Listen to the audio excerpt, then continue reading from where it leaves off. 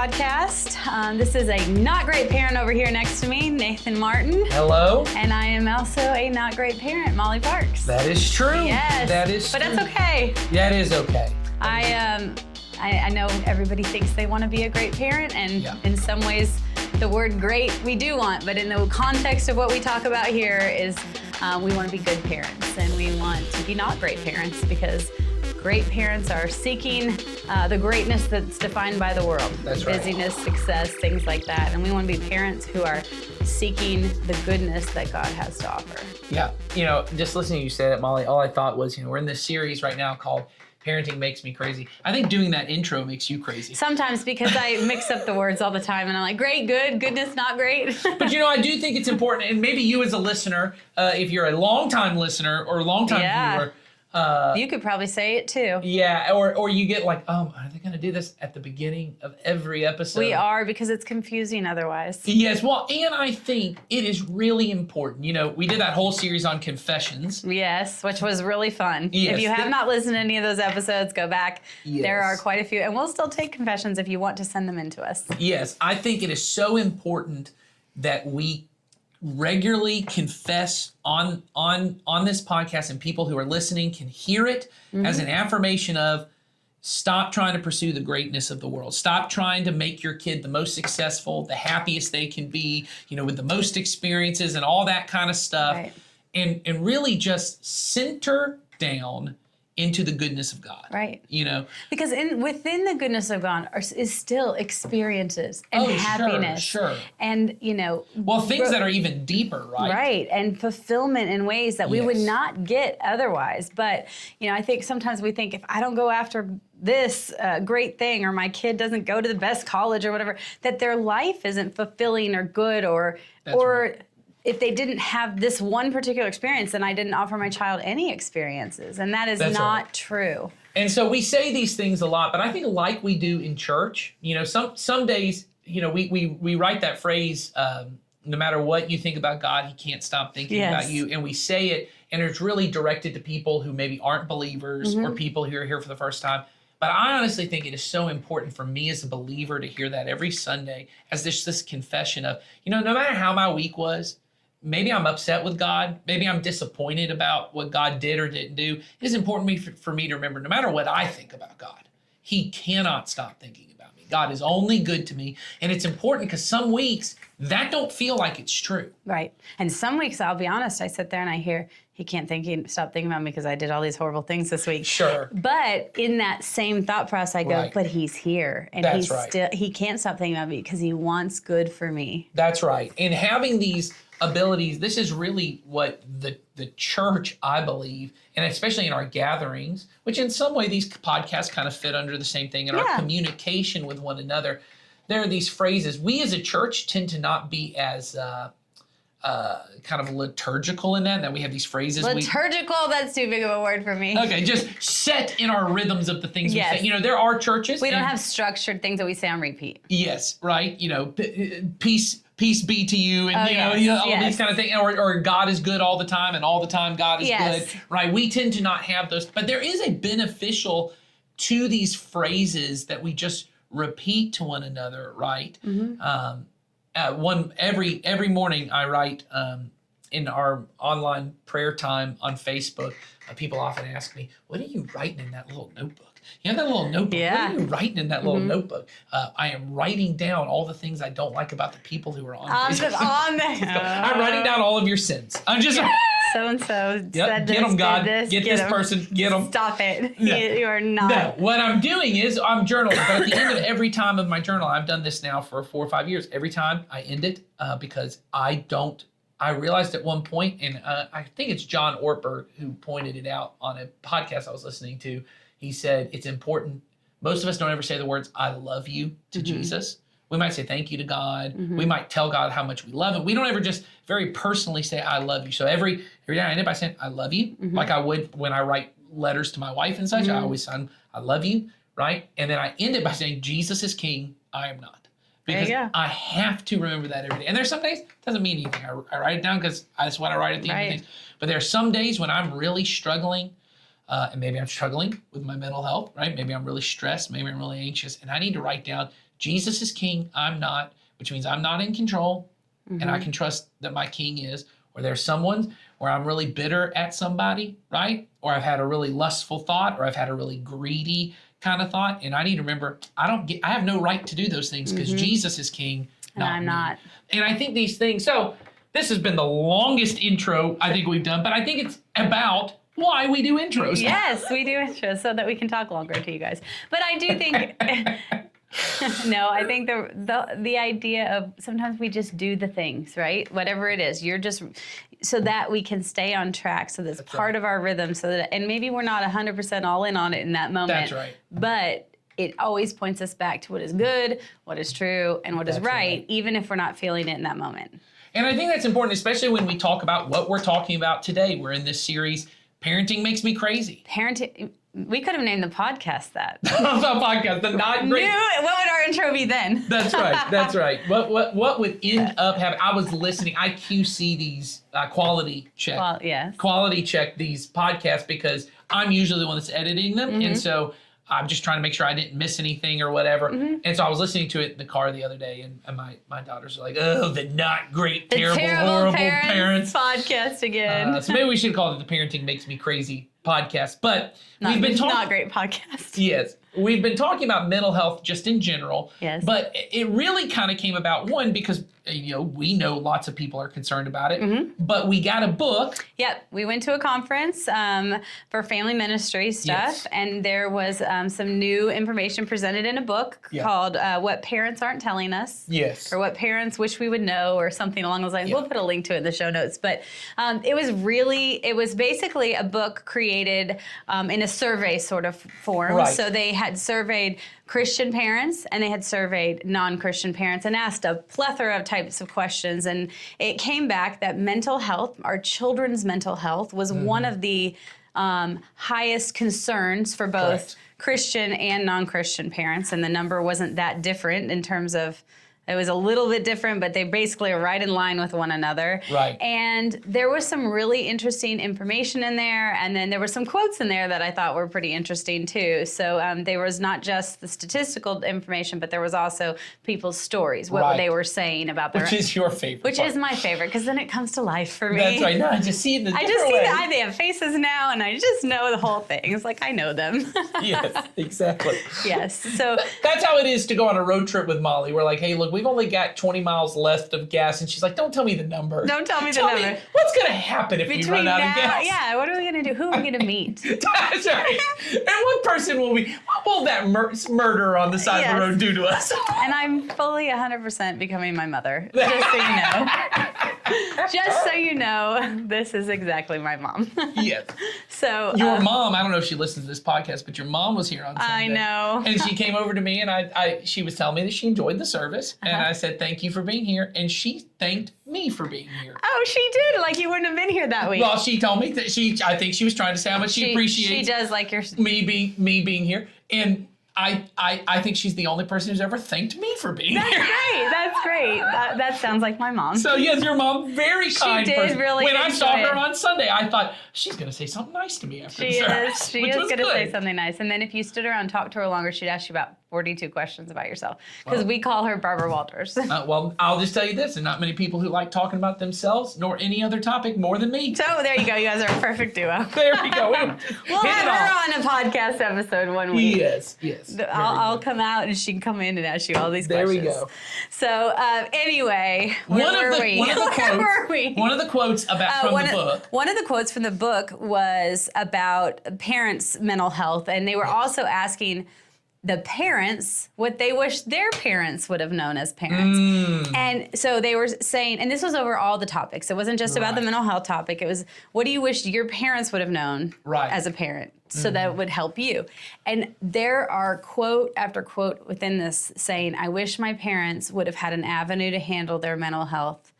Or I wish my parents would have had somebody to talk to, or I wish the church would have supported a conversation around mental health, or I wish that, I wish that it was okay for our family to go to counseling. Like there were a quote after quote after quote in that, and I thought that's pretty telling. Yeah. Well, I think it's pretty accurate for what most of us have experienced, which is We've already done an episode on what's the role of therapy, right? Why are we even talking about mental health as a church, right? Don't we just care about spiritual health? And we've already addressed that. We've addressed in the previous episode about how do I talk to my kids in a way that they want to talk to me about their mental health. But I think one of the bigger concerns is I don't even know how to talk to my kid because I don't know how to handle my own mental health. Right. I've got so many struggles of my own, and honestly, my biggest fear is that if I'm struggling, my kid must be struggling or struggling worse than me. Right. If I've got anxiety, they must have it worse than me. Right. Exactly. Or, if we have a family history with this mental health, specific disease or disorder or whatever, my child's, it's inevitable that that's going to be a thing for them. Or just this overwhelming fear that our children are going to be burdened with this mental health issue because, let's be real, it's everywhere. Yes. And in lots of different areas. And it's a conversation that happens in schools, it happens in churches, it's happening. So our children it's not something we bubble up for our kids. Like, we don't want to do that. Well, and I think really it's important to mention that for many of us, not all of us, but for many of us, talking about mental health is really a skill that just wasn't developed. Right.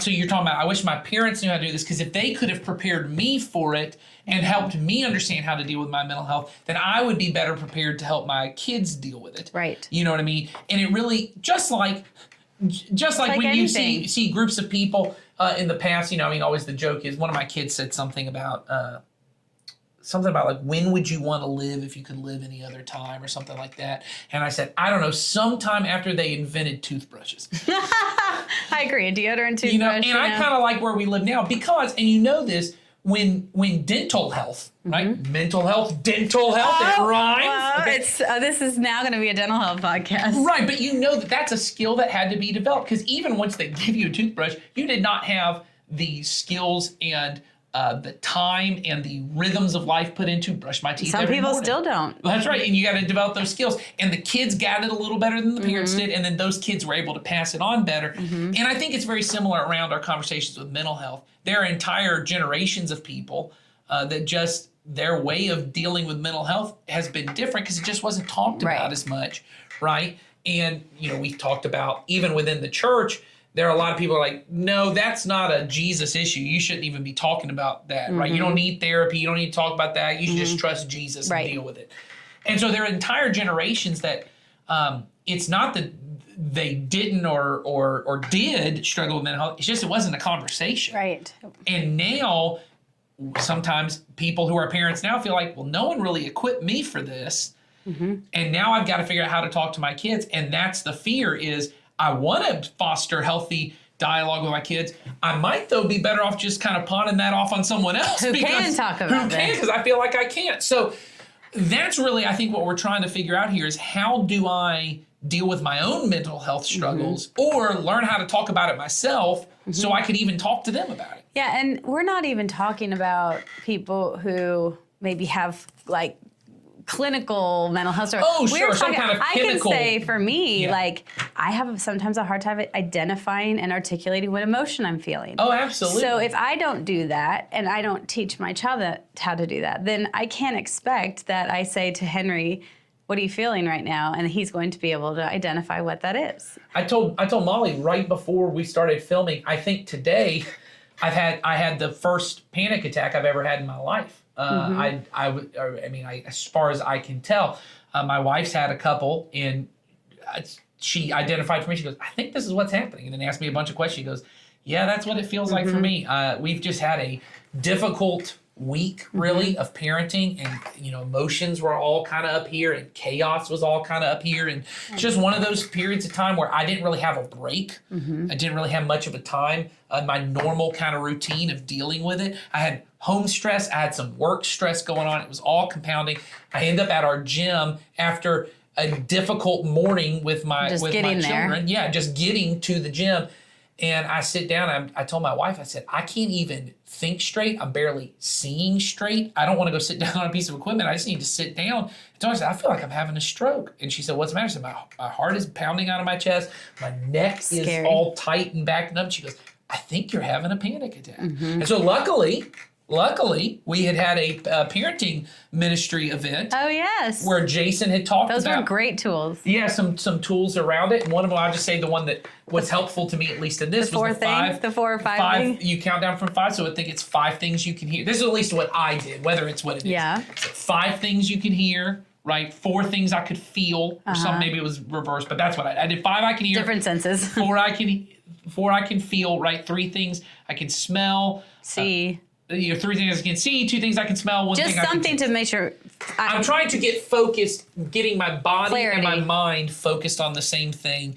And so it was helpful. It was definitely helpful. The one I often find myself doing, and I've found myself doing it quite regularly, is you breathe in for 4 seconds, hold your breath for 4 seconds, breathe out for 4 seconds, hold your breath for 4 seconds. That has helped. That's that a good helps. one too. Now, if I'm already too wound up, then I have to do something like you're talking, where I have to focus on one thing or a few things, and then start to do that breathing. Well, and I want to give my wife credit. She was very helpful in the situation of she's had a lot of anxiety struggles in her life, and panic attacks have been a thing, and so she was helping me do breathing and all the kind of stuff. There's a lot of techniques. I didn't bring this up so everyone could just feel bad that Nathan had a panic attack. But it's reality of life. Like we're just parents too, and everybody has to deal with emotions and their mental health in some way, shape, or form. Yes, and I think being able to be equipped to handle it in the moment. I think there's this feeling. I know I felt it before.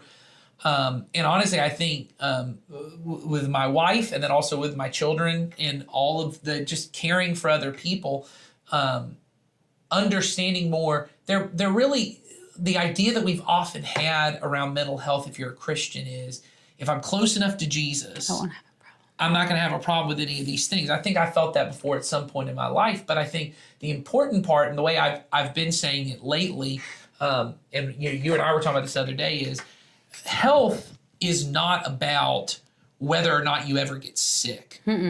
Health is about how well can I identify I'm sick. Because, if I have a lot of health problems, I don't notice as many aches and pains because I got all these other aches and pains. You know what I mean? I'm serious when I have all these other things. If you only stubbed your toe, you're going to pay attention to it. It's why let's say sometimes when my kids are hurt, maybe I'm a bad mom, but if they're complaining about something, I might pinch them on the arm and say, now that other thing doesn't hurt, does it? Right. Or you notice when I'm throwing up, I don't feel as bad about this sore throat or whatever the thing is. Like, your physical health is about how quickly can I identify, something's not right. So I'll give you an example about physical health that are away from the silly examples we just use. I drink tons of water. Like you do. A ridiculous amount of water. Like, so I start every day by drinking 5 bottles of water like Seriously, this. when you wake up? In about an hour and a half. I drink about 5 of this. And then this is my second one for the whole day. Okay. I am probably overly hydrated. I have like water poisoning or something like that. I drink too much. My wife before has gone 3 days without drinking this much of water. And then has had some health problems around it. And we always joke about it. It wasn't until she really started to believe, staying hydrated is really important, that now she quickly can identify, these aches in my shoulder, this headache I'm feeling, I need to drink some water. But it's only once she started to get healthy that she was able to recognize it. So being healthy doesn't mean that you never get sick. It doesn't mean that you never have problems. It means you're able to identify it and address it, right? You're able to go to the doctor. I should probably go to the doctor. Right. I'm not normally stuffy like this. Right. I should probably do that. If you were stuffy all the time, it wouldn't be weird. Right? Being healthy mentally doesn't mean that you never have days where you have a little bit of anxiety or that you're struggling a little with depression. Like you have just these feelings that come on, right? It means I have the systems in place that I identify, I'm not doing well. I need to do something about this. And then you take action. And so I would just want to, kind of let parents off the hook of being a mentally healthy parent doesn't mean that you never get down. No. Or that life never gets difficult or that you're never anxious about something, it means I'm able to identify that, take it to God, and then take any actions I need to take, which may be going to counseling, or it may be taking the advice my counselor gave me, or talking to a friend. Or journaling. Or all different whatever, kinds of whatever things. those tools and techniques might be. But it doesn't mean I never struggle. And I think that's an important thing Right. for people to get clear. I think so too.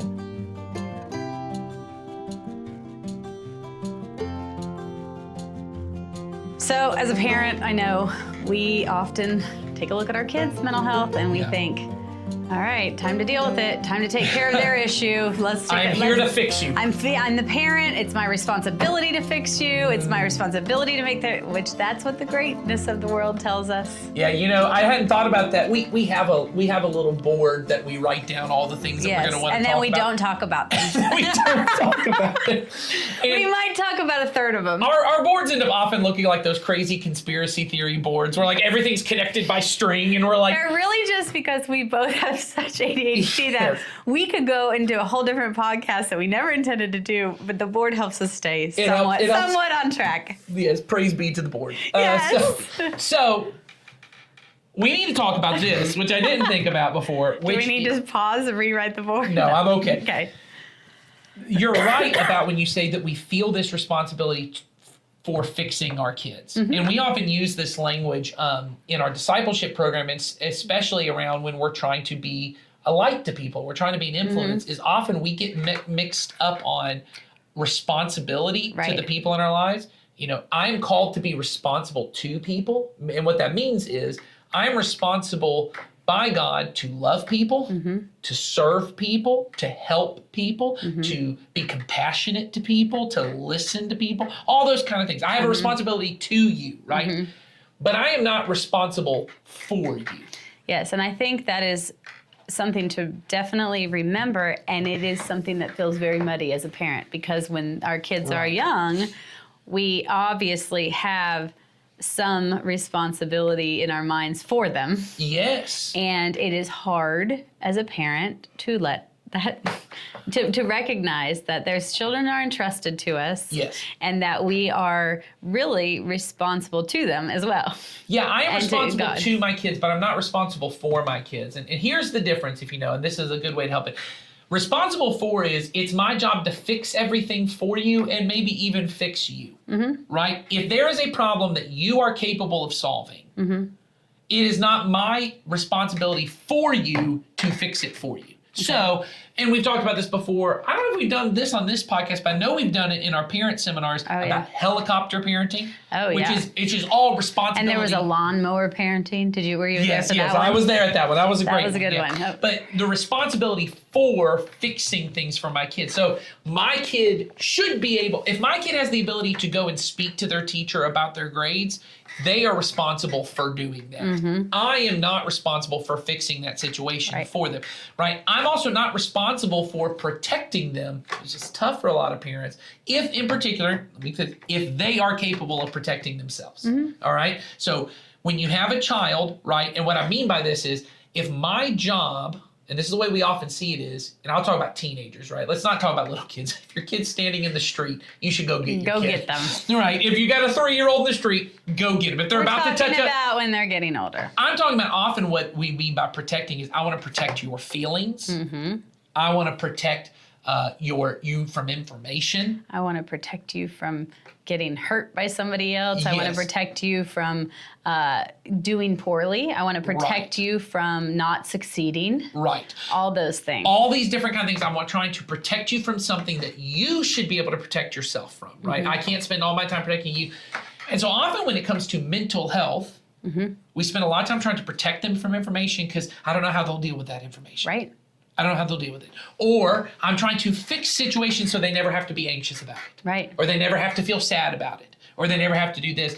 And we are not responsible for that for our kids. And here's a good reason why, and I said this in one of our discipleship things, I think it's important, is when I come in and decide there's information that you should have, but I want to protect you from it, or if you had that information, I'm not sure what kind of decision you'd make, so I'm not going to let you know X, Y, or Z, right? And once again, It's all age appropriate, right? Right. I'm not saying, Right. We're not I'm talking not about saying certain you things. sit down and talk about STDs with your 4-year-old. Oh, yeah, right. no. This is because they don't need that information. They don't need that, They no. don't need that information. But to say I'm going to protect my 16-year-old from information that they should have, right?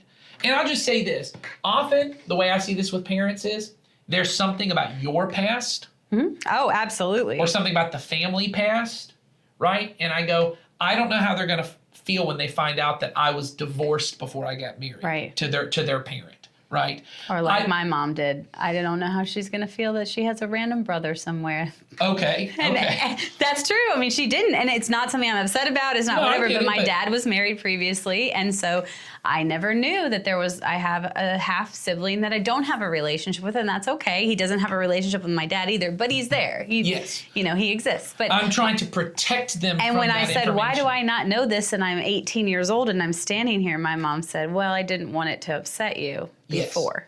Or even in my dad's past, I know that for my family, there were things my dad told us about his life before he was a believer. Yes. Right? And even his life as a believer that were sinful, that were things that were dangerous, that were all kinds of stuff.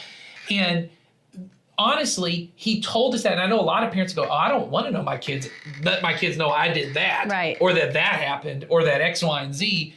But he told us because he wanted us to know, one, you can trust me. Yep. Because at some point you're going to figure out, or you're going to reason it out, right? You know, that when kids sit down and they go, wait a second, you got married 18 years ago and I'm 19, math. They're gonna figure it out, and Yes. you chose not to tell them. Well, They can do and that. then they're going to perceive it as a lie. So there's Well, that that is, whole thing. and that's a whole other issue. That's a but- whole other episode. We'll do it. But there is something to, I'm trying to protect you because I don't know how you'll feel about this. Mm-hmm. I'll say this, and this was not what we were intending to talk about, but I think, No, it's, but I I think think it's it's- important for the conversation. One thing that was told to us when we were going through foster and adoptive trainings, they said children should know everything about their family of origin, and that they're they call it life history Right. in the foster system. They're basically who they are, what happened to them, who their parents are, all that kind of stuff. They should know everything by the age of 10.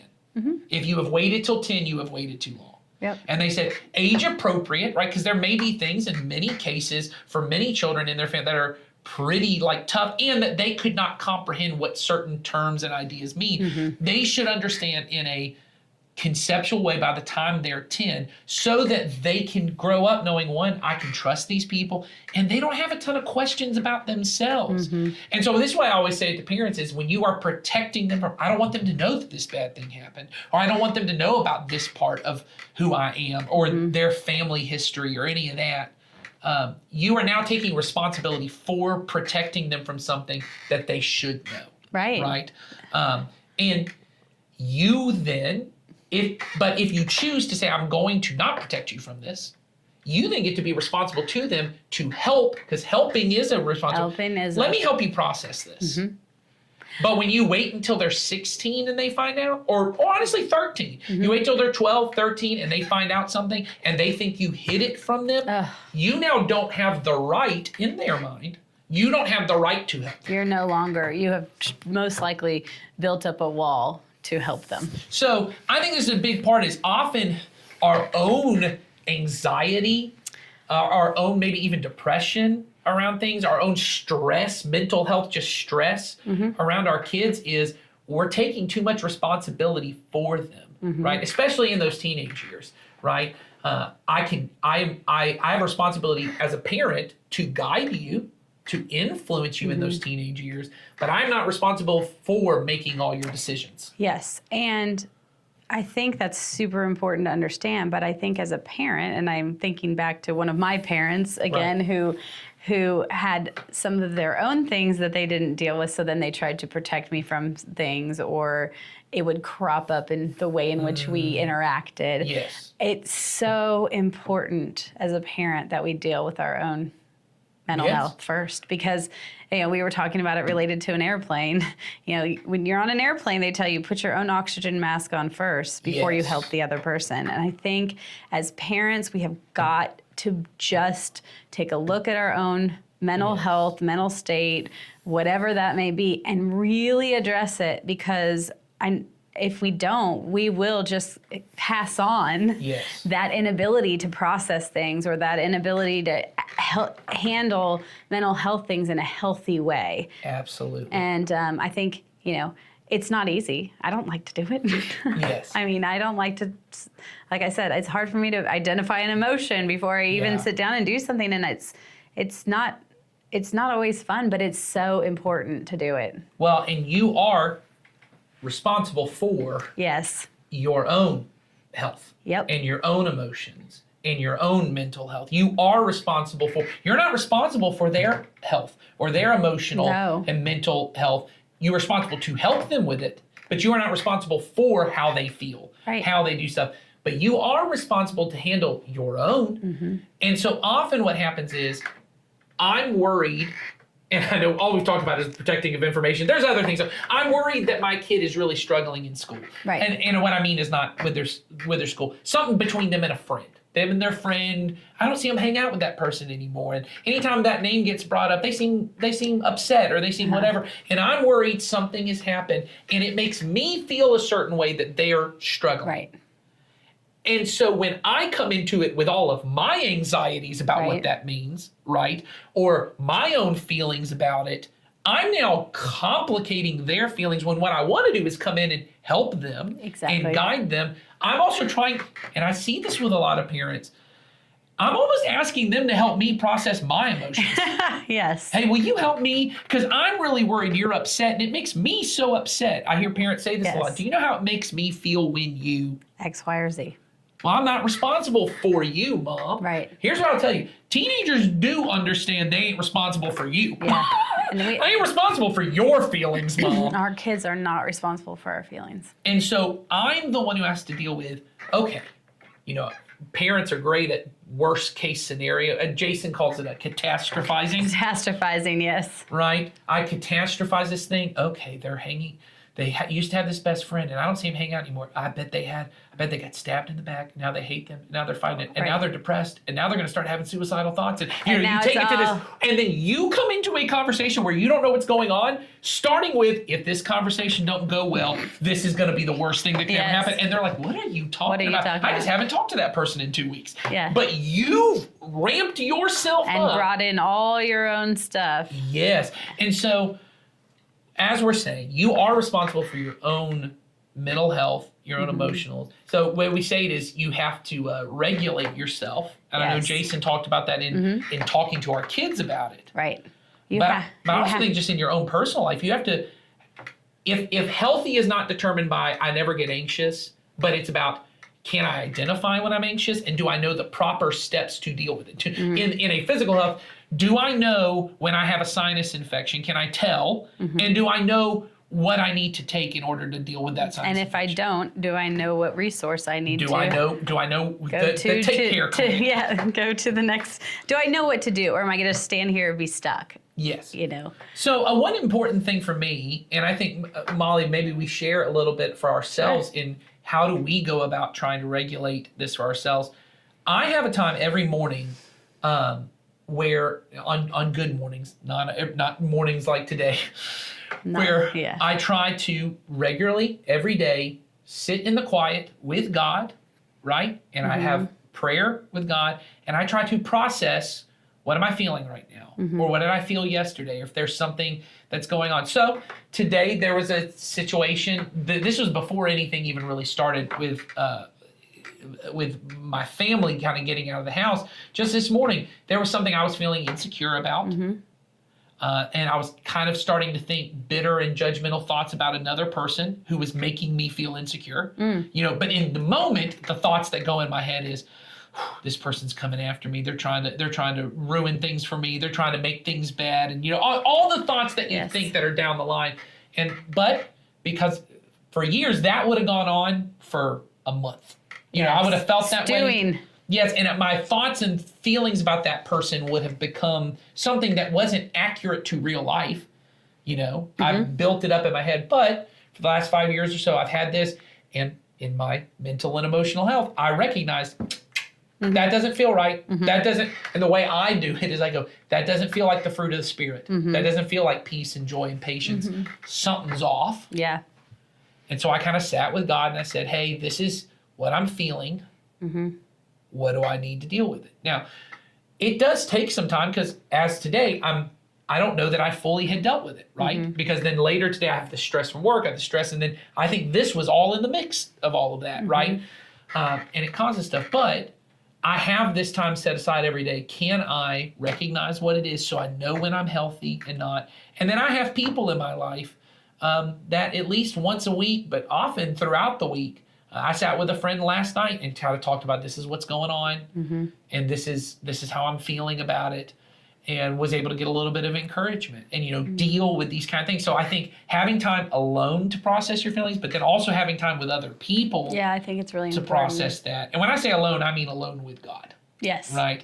And then time. So I'm talking to God and then I'm talking to people. And I think those have been a very key thing. And then, like I said, I have these techniques that I've learned along the way. Some I learned in therapy. Some I've just learned from people. I learned stuff from my wife, who's also done therapy. So she's learned stuff from that. I learned stuff from Jason here at church. Right. All different kinds of stuff. So what about you? What are the ways that you kind of go about kind of identifying and dealing? Well, I also start my day with some quiet time with God. Some days are quieter than others. Right. And some days I can shut my mind off better than others. Typically, things that stress me out tend to be more relational than anything else. And I sometimes feel a fear or an anxiety that there's something going on with the relationship. So it's either I am seeing someone like wrong or frustrated at somebody or towards somebody, or I'm worried that they are seeing me that way. Right. So I have, in my prayer time, I have kind of a twofold thing. I say, help me see them as you would want me to see them, and help the way that you see me be enough. So it's like, that's good. Yeah, because that is often something that I struggle with is, worrying about what somebody else thinks when really what God thinks of me is enough. Right. So just ask him to help me see those two things. That's super helpful. Right. I also, 5 years ago, I probably wouldn't have been able to answer this the same way, but, I do small group, I do a discipleship group, things like that, but doing it is one thing. Allowing yourself to be vulnerable is a totally different thing. And so sometimes that's hard for me. Yeah. And so kind of forcing myself into a little bit more vulnerability. Yeah. I lead both of those groups, and sometimes it's easy as the leader to kind of sort of just focus on the other people. But I realize that I'm a better leader if I'm more vulnerable, and that's important that I just let my walls down a little bit and say what's really going on. And that's taken me a long time to be really comfortable with that. Yeah. And also like you, little things throughout the day that I might kind of tips and tricks that I've picked up along the way. I also have some scripture written around and posted places that I just sometimes read, sometimes don't. Sometimes I just know it's there. So it's a lot of different things, and they're always changing.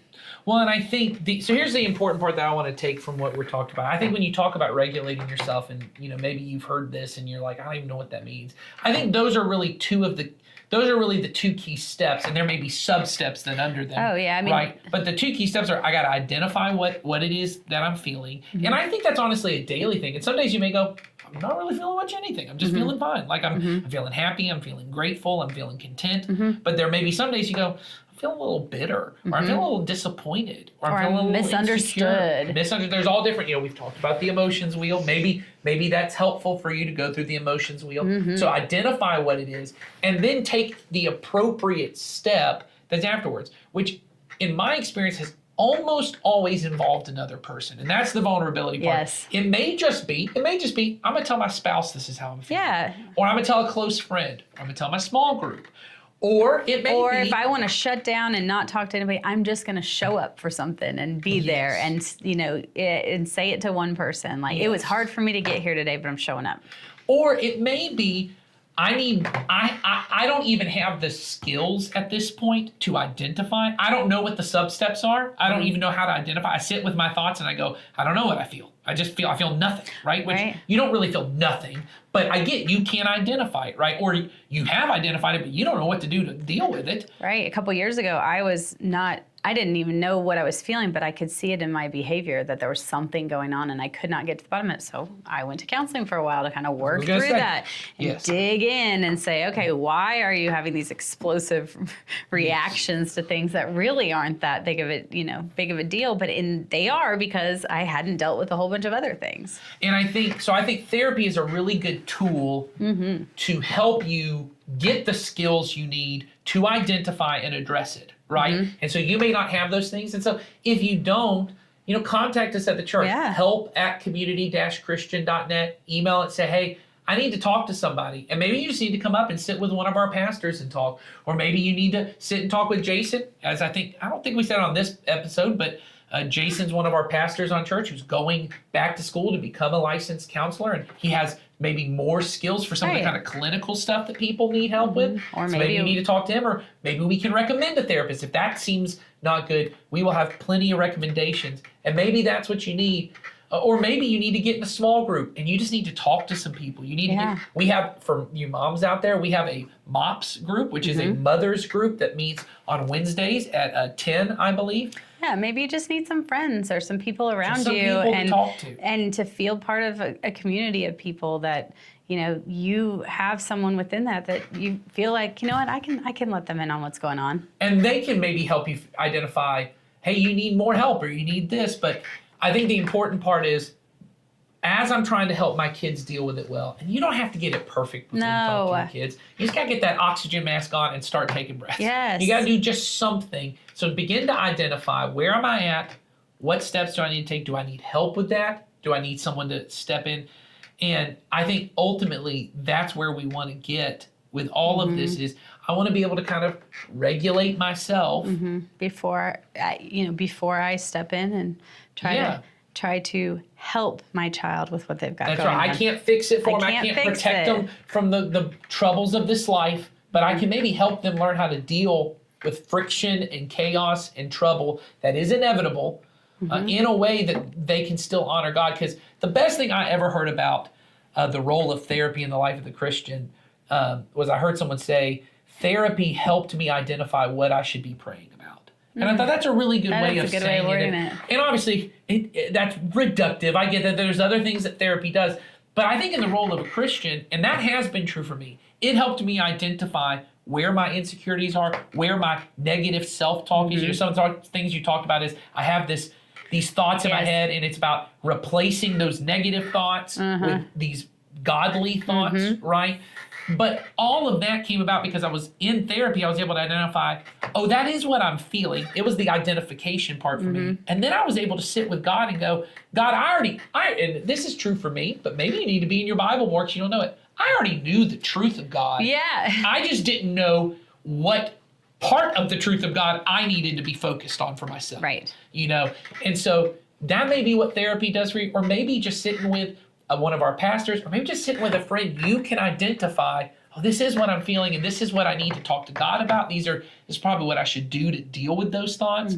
So whatever it is you do, we do hope that you get some help on just regulating your own anxiety, your own, depression or whatever it is, so that you can help your kids. Right, because we want you to be and help your kids. And without that, it's going to be a harder struggle. Absolutely. So, if you have questions or you want to make comments or anything like that, feel free to use the link in the show notes and send us in whatever you've got. We love to hear from you guys. And tell us what makes you crazy. We will be continuing the crazy talk next time. And we will see you on the next episode. Take care. Bye.